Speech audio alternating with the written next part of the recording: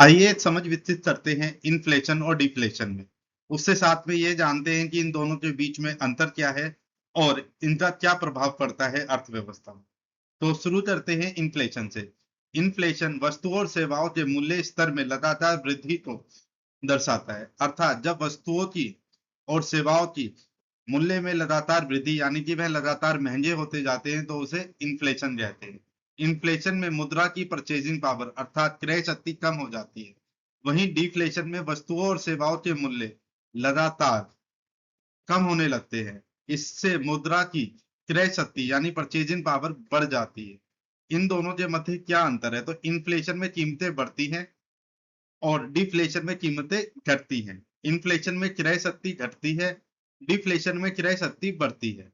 Inflation में मांग अधिक हो जाती है, डिफ्लेशन में मांग कम हो जाती है। इन्फ्लेशन अर्थव्यवस्था में अधिक धन का प्रवाह करता है, डिफ्लेशन अर्थव्यवस्था से धन का प्रवाह कम करता है।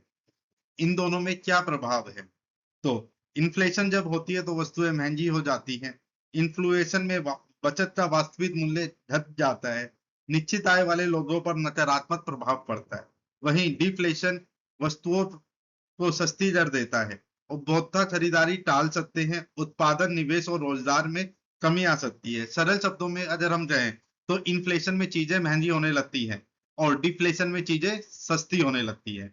अगर चीजें महंगी होंगी तो क्रय शक्ति घट जाती है और मांग अधिक हो जाती है और अर्थव्यवस्था में अधिक धन का प्रवाह होता है।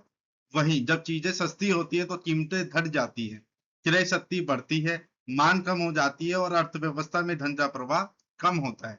ये इन दोनों में एक मुख्य अंतर है।